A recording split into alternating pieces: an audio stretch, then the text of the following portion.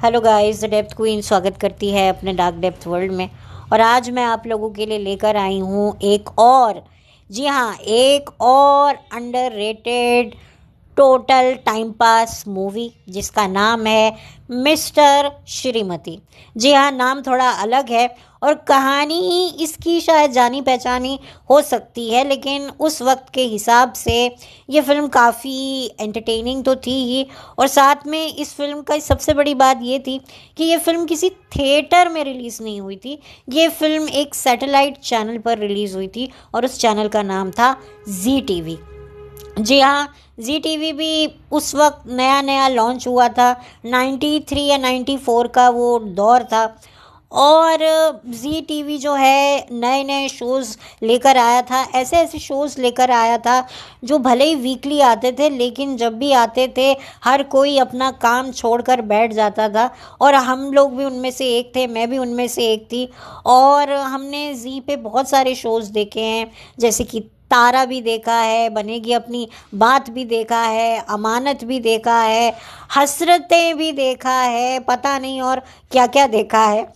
तो ये फिल्म आई थी जी टीवी पर और इस फिल्म के प्रोड्यूसर थे जाने माने डायरेक्टर प्रोड्यूसर प्रकाश मेहरा। प्रकाश मेहरा जी ने अनगिनत कामयाब फिल्में बनाई हैं। उनमें से एक नमक हलाल है, लावारिस है और बहुत सारी फिल्में हैं, आप सब जानते ही होंगे। तो उन्होंने ही ये फिल्म को प्रोड्यूस किया था और इस फिल्म में थे जावेद जाफरी।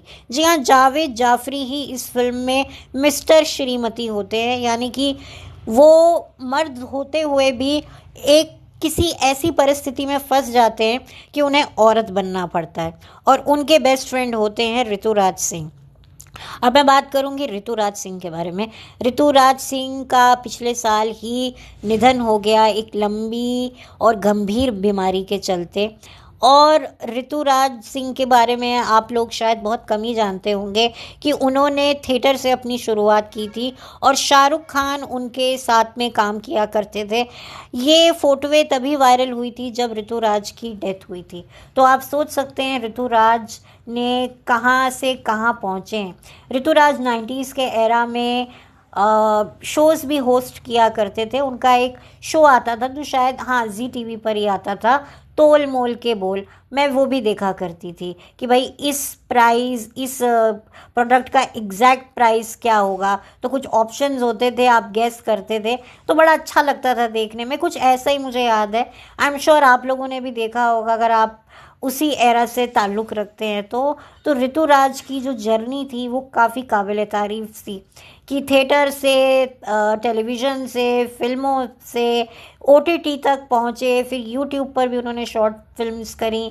बहुत काम किया है ऋतुराज सिंह साहब ने। उन्होंने बद्री की दुल्हनिया फिल्म जो आई थी आलिया भट्ट के साथ, उसमें भी काम किया है। तो आप सोच सकते हैं उनका कितना लंबा करियर रहा है और न जाने कितने अनगिनत सीरियलों में उन्होंने काम किया है। तो मैंने तो उनकी जर्नी देखी है और जब मुझे पता चला कि अब वो इस दुनिया में नहीं है तो बहुत बुरा लगा।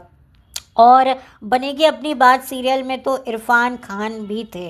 तो आप सोचिए कि लेजेंड्स, दो लेजेंड्स एक ही उससे प्लेटफॉर्म पे काम कर चुके हैं और अनफॉर्चुनेटली दोनों ही इस दुनिया में नहीं है। इरफान खान जो है वो सन 2020 में ही चले गए और पिछले साल जो हैं ऋतुराज भी इस दुनिया को अलविदा कह गए। तो ये बहुत ही दुखद वाली बात थी और शायद इसी चीज़ को मद्देनज़र रखते हुए जी चैनल ने ही यूट्यूब पर मिस्टर श्रीमती मूवी को अपलोड किया उन्हें श्रद्धांजलि देते हुए, जो कि मैं थैंक्स बोलना चाहूँगी कि एक अच्छे आर्टिस्ट का अच्छा काम तो डेफिनेटली लोगों तक पहुंचना चाहिए। और क्या होता है ना, जब इंसान इस दुनिया से चला जाता है तो लोग उसके बारे में ज़्यादा जानना चाहते हैं। तो एक ये भी कारण होता है कि भाई अब एक व्यापारी दृष्टि से अगर मैं बात करूं तो हर कोई पैसा कमाना चाहता है। और यूट्यूब में भी अगर कोई चैनल ने अपना यूट्यूब चैनल बनाया है तो वो चाहेगा कि वो जो भी अपलोड करे उसे अच्छे खासे व्यूज़ मिले। और क्योंकि अगर कोई बहुत जाना माना चेहरा इस दुनिया से चला जाता है और उस इंसान का कोई बहुत अच्छा काम उनके पास होता है तो वो उसको अपलोड करते हैं कि लोग इमोशनल होकर तो देखेंगे। तो बस वही बात थी कि जी टीवी ने इसे जो है अपलोड किया। ठीक है, सबको कमाना है, सबका पेट है, लेकिन प्रैक्टिकली तो डेफिनेटली ये एक बिज़नेस होता है। बट हाँ, इमोशनली तो मैं थैंक यू बोलना चाहूँगी जी को, जिन्होंने बहुत ही अच्छा डिसीजन लिया इसे अपलोड करके। क्योंकि जब ऋतुराज की डेथ हुई तो हर कोई उनके काम के बारे में बात कर रहा था कि इन्होंने क्या काम किया, इन्होंने क्या काम नहीं किया है। तो इस काम की भी बात हुई थी, बट सब ने जाकर जब इस फिल्म को सर्च किया तो किसी को नहीं मिला। लेकिन फाइनली जो है जी वालों ने शायद इस चीज़ को समझा और उन्होंने अपने इस काम को, जो ऑब्वियसली एसोसिएशन तो रही होगी ऋतुराज की जी के साथ ऋतुराज का एक बहुत लंबा सफ़र रहा है। तो ऋतुराज साहब को एक ट्रिब्यूट देने के लिए, एक थैंक यू देने के लिए भी शायद उन्होंने सोचा होगा कि इसे रिलीज़ किया जाए। और ऑफ कोर्स बिजनेस तो होता ही है। तो खैर, इसी वजह से जो है ये फ़िल्म आपको यूट्यूब पर बड़ी इजीली अवेलेबल हो जाएगी। मैं खुद इसका लिंक आपको डिस्क्रिप्शन बॉक्स में दूंगी, आप इसे देखें, एंजॉय करें। और इस फिल्म में बहुत सारा कन्फ्यूजन है, बहुत सारे ट्विस्ट एंड टर्न्स हैं, और इस फिल्म में कई ऐसे जाने माने चेहरे हैं जो टेलीविज़न पर उस ज़माने में बहुत छाए रहते थे। जैसे मंगल ढिल्लोन हैं। मंगल ढिल्लोन साहब भी बहुत जाने माने आर्टिस्ट रह चुके हैं। उन्होंने जुनून नाम का एक सीरियल भी किया है, और खून भरी मांग फिल्म में वो जो है एक वकील की उन्होंने भूमिका निभाई थी, और बहुत ही दमदार शख्सियत और दमदार आवाज़ थी। लेकिन वो भी अब इस दुनिया में नहीं रहे हैं अनफॉर्चुनेटली। और ऋतुराज सिंह साहब भी लास्ट ईयर ही सबको अलविदा कहकर चले गए हैं। इसमें तबस्सुम जी भी हैं, वही तबस्सुम जी जिनका एक यूट्यूब चैनल है, जो अब उनके जाने के बाद उनके बेटे हैंडल कर रहे हैं और बहुत अच्छे से हैंडल कर रहे हैं। सो ये मैं कहूँगी, इसके गाने भी काफ़ी पॉपुलर रहे थे। ये फिल्म का प्रीमियर जी चैनल पर ही हुआ था, तो हम लोगों ने बड़ा तब बहुत हम लोगों को क्रेज़ होता था, क्योंकि पहले सोर्स ऑफ एंटरटेनमेंट बहुत कम होता था, गिने चुने चैनल्स होते थे, और इसीलिए हर कोई जो है बहुत एक्साइटेड रहता था।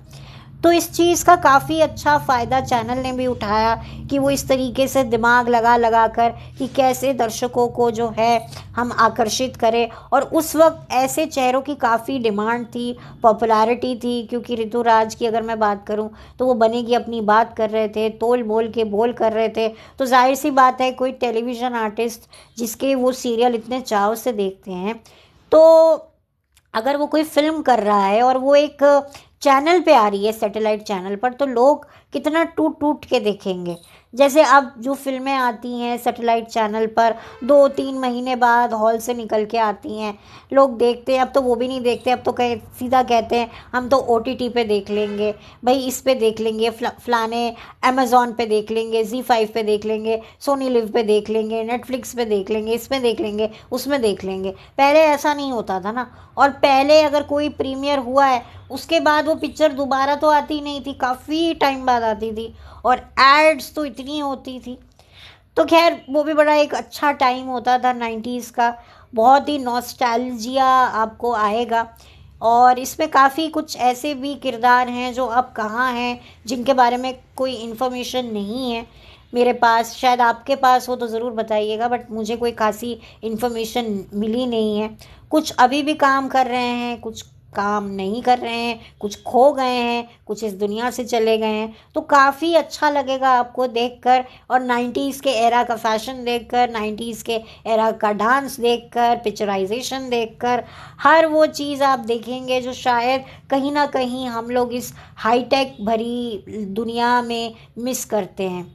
पहले एक होता था कि हाँ भाई, ये क्या है, ये क्या है, पहले इतनी सिंपल लाइफ होती थी ना, और वो सिंपल लाइफ में भी हमें कभी कमी महसूस नहीं होती थी। आज इतनी हाईटेक लाइफ है, इतना कुछ डिजिटल है, पर उसके बावजूद भी वो सुकून देखकर नहीं मिलता है, वो सिंप्लिसिटी तो अब ढूंढने से भी नहीं मिलती जो हमें 90s के एरा में देखने को मिलती थी। तो बहुत ही नॉस्टैल्जिया आपको फील आएगा। और टेलीविज़न आर्टिस्ट को एक अच्छा प्लेटफॉर्म दिया प्रोड्यूसर प्रकाश मेहरा ने, जिसके लिए मैं उनको थैंक यू करती हूँ। हालांकि अब वो भी इस दुनिया में नहीं है, बट खैर ओवरऑल ये पिक्चर पूरी टाइम पास मूवी है और ये फिल्म पूरे तरीके से फैमिली फ्रेंडली भी है, आप देख सकते हैं। और डेफिनेटली ऋतुराज को देखकर आपको बुरा तो लगेगा ही, क्योंकि अब वो इस दुनिया में नहीं है। और जावेद जाफरी का टैलेंट क्या कहने। जावेद जाफरी इसके बाद जो है बुगी वुगी नाम के एक डांसिंग शो जो सोनी पे आता था, फिर वो वहाँ के जज बन गए, तो वो टेलीविज़न से दूसरे राइवल चैनल से जुड़कर जो हैं टेलीविज़न पर हमारे सामने आ गए। लेकिन पहले तो जावेद जाफरी भी जो है थोड़ा बहुत इधर उधर जी पर ऐसे दिखते रहते थे। उनका जो वो गाना था एसएल वर्ल्ड में रहूँगा मैं, घर नहीं नहीं नहीं जाऊँगा मैं, बड़ा ही फेमस हुआ था। तो उनका वो भी काफ़ी टैलेंटेड हैं, काफ़ी उन्होंने आवाज़ दी है, वॉइस ओवर आर्टिस्ट भी रहे हैं, तो बहुत ही टैलेंटेड रहे हैं। डांस तो खैर वो अच्छा करते ही हैं, और इसमें उनका टैलेंट आपको और देखने को मिलेगा जब वो लड़की बनते हैं, तो काफ़ी अच्छा लगेगा। और पर्सनैलिटी भी अच्छी उनकी थी। ऑफ कोर्स आज भी उन्होंने अपने आप को मेंटेन किया है। उनका बेटा जो है सॉरी, वो फिल्मों में आ रहा है, हेरा फेरी 2, नहीं हेरा फेरी नहीं, हंगामा 2 में थे एक्चुअली शिल्पा शेट्टी के साथ, जो उनकी सीक्वल आई थी हंगामा की, तो उसमें जावेद जाफरी के बेटे थे। और उनकी शायद बेटी भी किसी ओटीटी पर कोई काम करते हुए दिखाई दी हैं। तो खैर अब तो खैर जावेद जाफरी काफ़ी बड़े हैं, लेकिन आज भी उनकी जो पर्सनालिटी है, जो उन्होंने अपने आप को बहुत अच्छे से मेंटेन किया हुआ है, वैसे के वैसे ही लगते हैं, कोई खासा चेंज नहीं आया है। और ऋतुराज भी जब तक ज़िंदा थे तब तक वो काम कर रहे थे, एंड टाइम तक वो काम कर रहे थे। तो उनकी कई वेब सीरीज़ भी आपको मिल जाएंगी, उनकी एक शॉर्ट फिल्म भी मिल जाएगी, तो बहुत ही उनका एक अच्छा सफ़र रहा है। लेकिन वही वाली बात है कि अब क्या कर सकते हैं, मौत के आगे तो पहलवान भी पस्त हो जाता है। तो ये तो एक साधारण से इंसान थे, एक आर्टिस्ट थे, लेकिन खैर एक सच्चा आर्टिस्ट कभी मरता नहीं है। और जब वो इस दुनिया से चला जाता है तो उसकी कीमत और भी ज़्यादा बढ़ जाती है। वो कहते हैं ना, हाथी अगर ज़िंदा होता है तो लाख का होता है, और मर जाए तो 1.25 लाख का होता है। तो ये एक अच्छे आर्टिस्ट की कीमत होती है। तो चलते हैं, लौट कर मिलती हूँ। Have a blessed day. ज़्यादा इस वीडियो को मैं लंबा नहीं करूँगी। तो आप लोग बताइएगा, अगर आप लोगों ने उस एरा में 90s के एरा में थे आप, यानी कि आपने जब ये फ़िल्म देखी होगी तो आपको कैसा लगा होगा उस एरा में, या अभी अगर आपने इस फिल्म को जो है देखा है यूट्यूब पर सर्च करके, तो आपका एक्सपीरियंस कैसा रहा, या आपको भी नॉस्टैल्जिया मोमेंट हुआ जब आपने ये फ़िल्म देखी। भाई मुझे तो हुआ। तो खैर चलती हूँ, bye, take care, thank you.